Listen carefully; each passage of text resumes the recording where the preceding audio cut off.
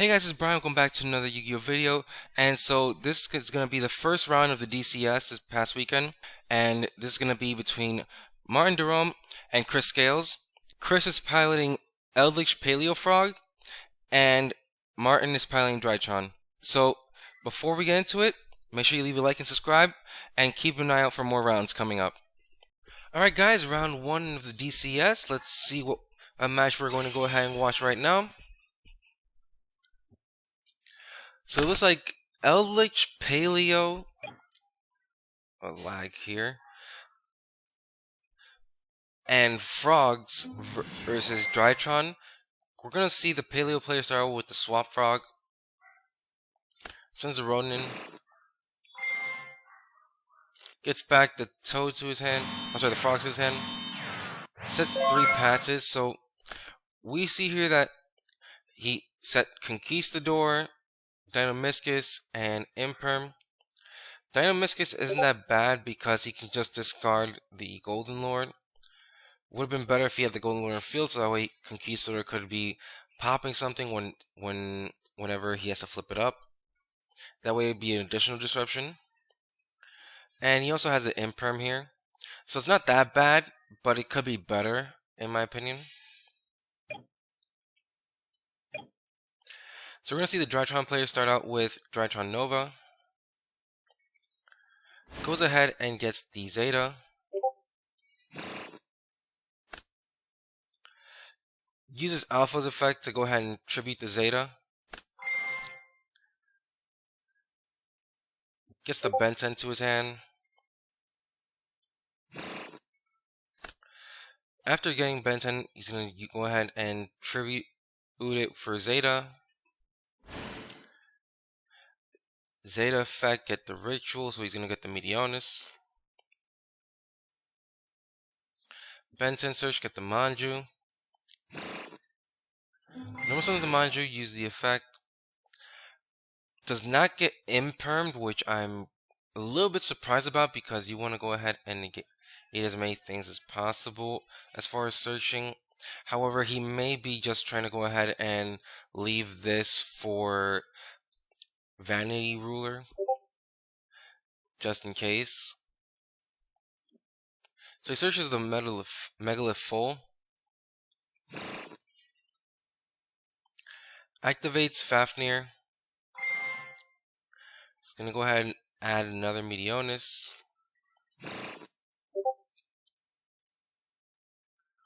Activates Meteonis.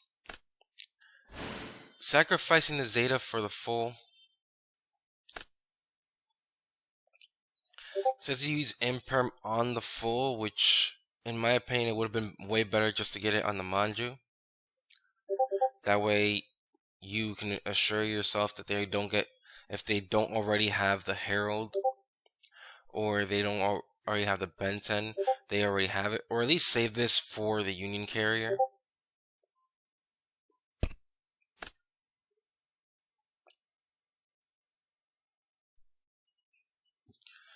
So he goes ahead and adds back the Meteonis.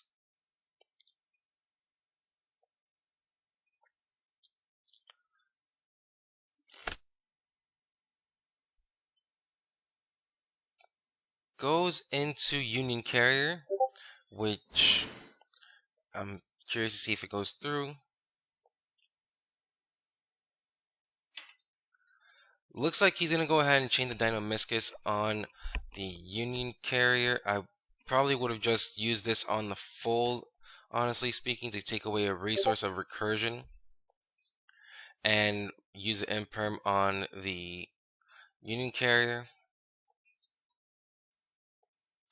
It was either that or the Manju, but I personally think it would have been better on the Union Carrier.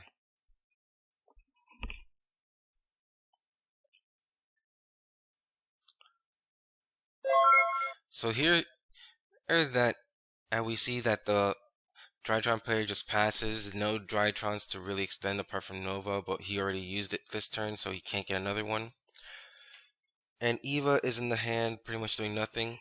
But with only Swap Frog in hand, I'm not believing there's going to be much that this guy can do in this case to go ahead and be able to OTK this turn. So he decides to go ahead and use Conquistador, and he'll chain the Dino-Miscus in Grave. So because he has the Ronin, he can just go ahead and use Swap Ops effect to go ahead and dump something else. That way he can just make Toad.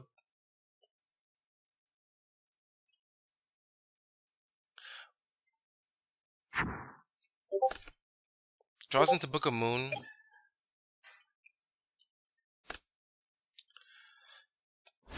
Gets the Golden Lord. Normal summons Swap Frog. Use the effect to go ahead and dump another Swap Frog.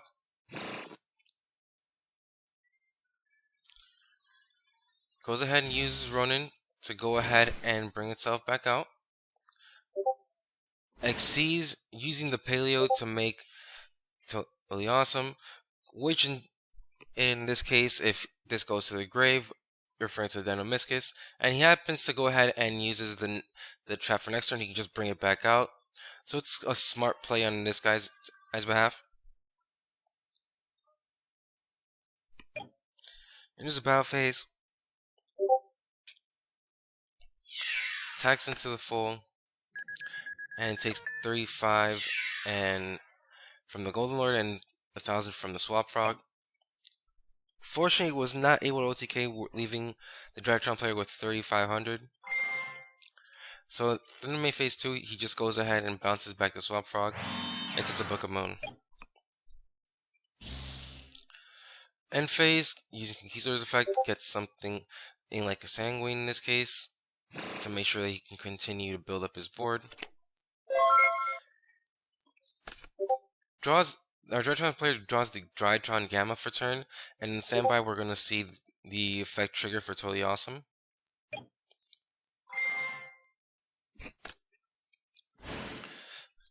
Going to dupe, only making sure this can be attacked.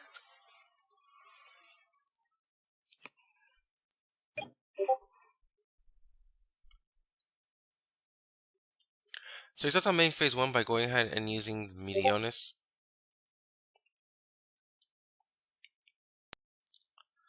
Goes ahead and gets rid of the Gamma.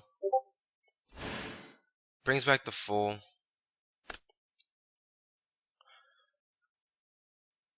He's using the effect of full to target Ben 10. That way it can be the same level. And then add Ben 10 back to the hand, which is really good in this case.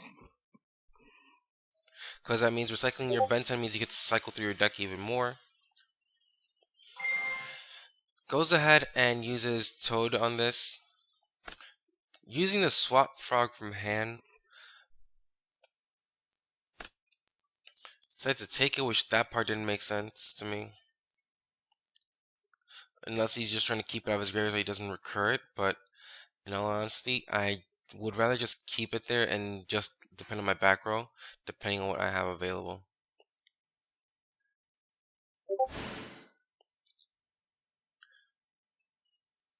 So he does have Book of Moon and Sanguine here, so it's not much that he can work with. And it's after that, because he already wasted his disruption. So let's see how our Drytron player continues to go forward here.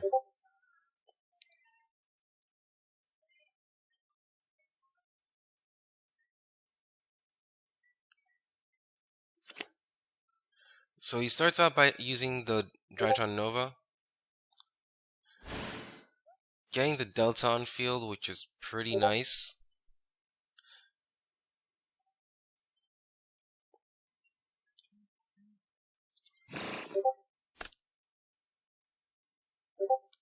Decides to Book of Moon it, which is a very good option.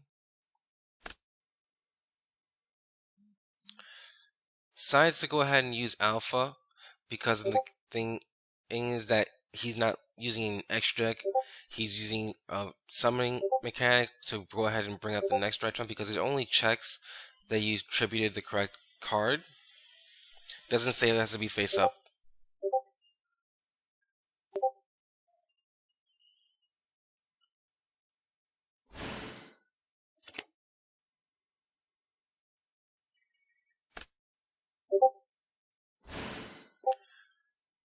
So see, here we see the Alpha come out.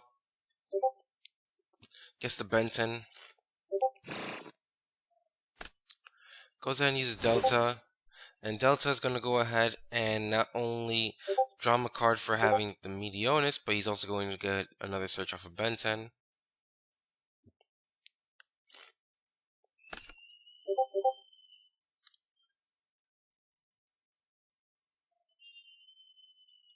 And honestly speaking, that Herald of Warnslight was a very clutch draw because now he has a way of making sure that if anything happens where he can negate with a Toad, or if the Toad tries to go ahead and recur, he can negate it, or he can negate the dupe depending on what he's feeling at the moment. Because searches another Benton.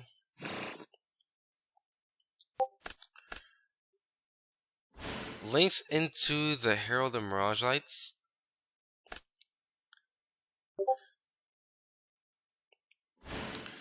Summons out Gamma using Ben 10, which is going to enable another search. And not only that, Gamma's going to go ahead and special summon from the graveyard.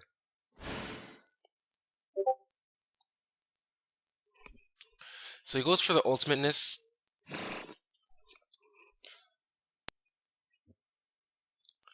Gets back the Meteonis. Pitches the ultimateness for Zeta.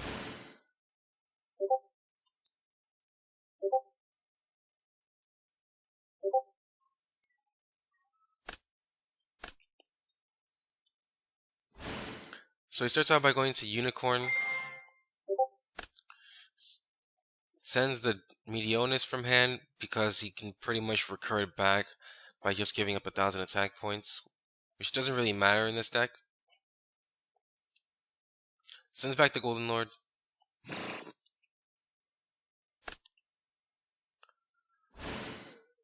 Summons out the ultimateness.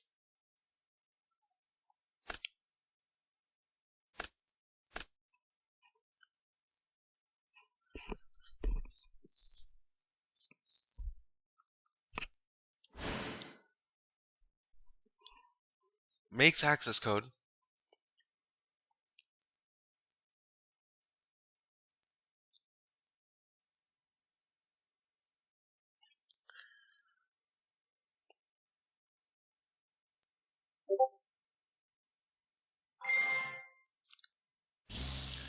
Goes ahead and removes the Unicorn to pop the Scarlet. That way he can't get the Golden Lord back. But honestly speaking, I probably would have, if I were the Paleo player, I would have probably, as after the effect of access code resolved, I would have just flipped it up and used it. That way I can get the Golden Lord out of my deck and into my graveyard as soon as I can, allowing me to go ahead and not only survive an additional attack, but I can go ahead and get the resource off of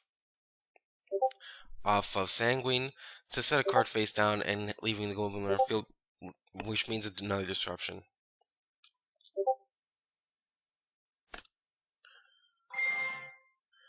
So here he just pops the Elixir, like we said, Sanguine.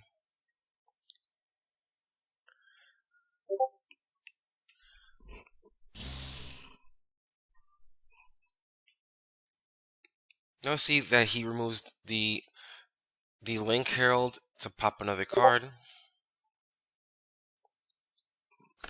Goes for dupe. Dupe effect's gonna trigger adding card. It's a swap. But going into battle, he's gonna go ahead and beat over the Totally Awesome.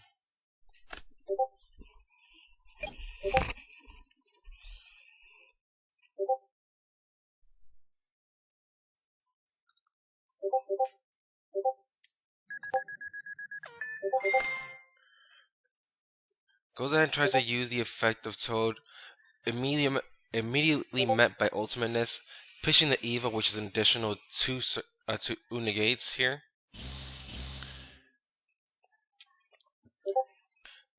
So he gets another Orange Light, and he gets Petite Angel.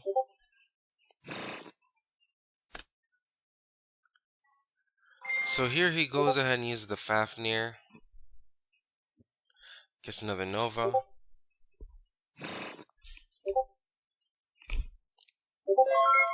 And decides to pass turn.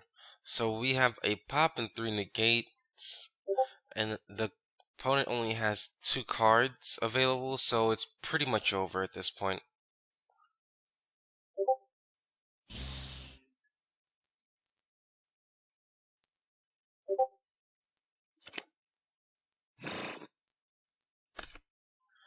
So he just goes ahead and sets the Conquistador and passes.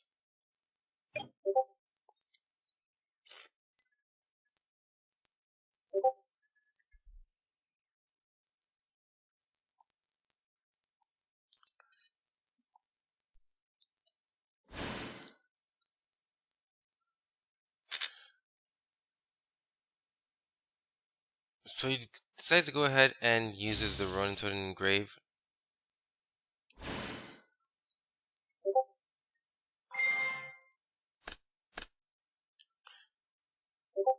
Uses the the Golden Lord to get rid of the Conquistador, but it's immediately met by ultimateness.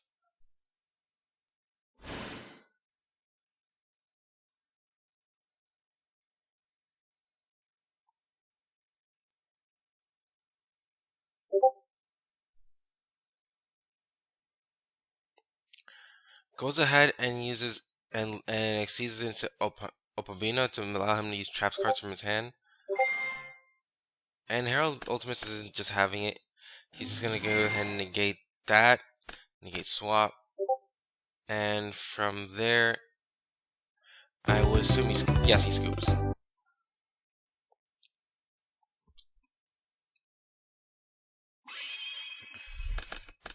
So heading into game 2, we see that the Paleo players going first. We have Imperm, Conquistador, and Waking the Dragon, which is actually really good in this situation. And we see here our Drytron player has Manju, Twin Twister, Herald of Ultimateness, and Eva with a Herald of the Orange Light. So this is actually pretty busted for going second, especially since considering that you have Eva and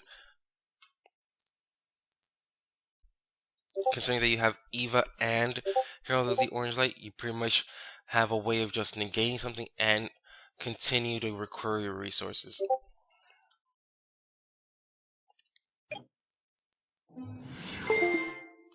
Summons out the swap. Gets met by the Orange Light.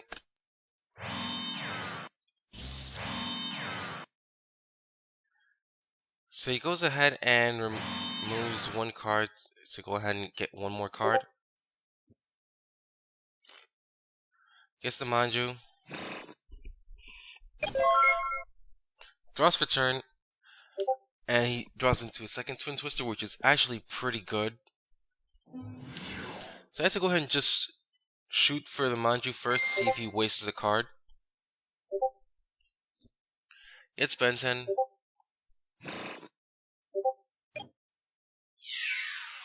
Decides to just go ahead and attack with the Manju.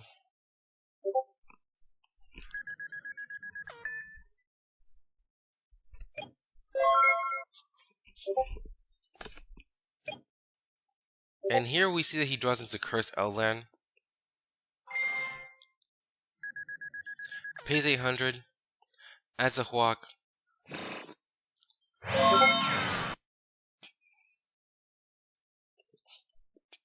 So he sets the Hwak and he just set the dupe as well.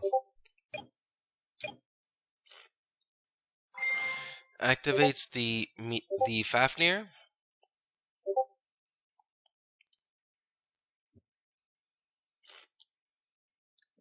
And he's gonna go ahead and add another Nova.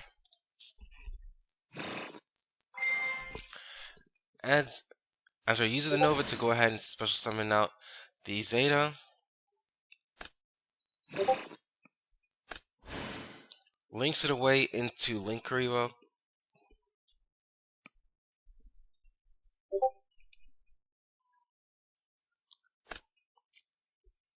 Say he's gonna tribute Benten. And that's gonna add the Meteonis Benton effect is going to add Cyber Petite.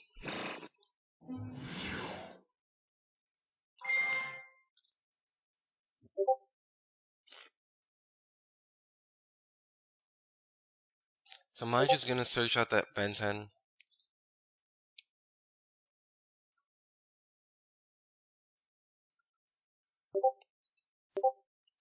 Just checking on the time there.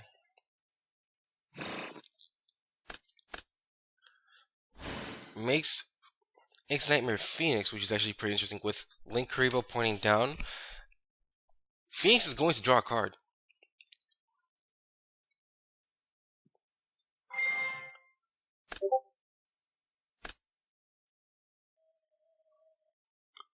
So he goes ahead and pops the middle one, but unfortunately it was Waking the Dragon.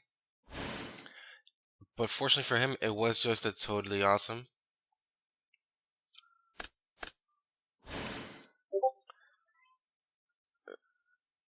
And so he's going to link it away into Nightmare Cerberus.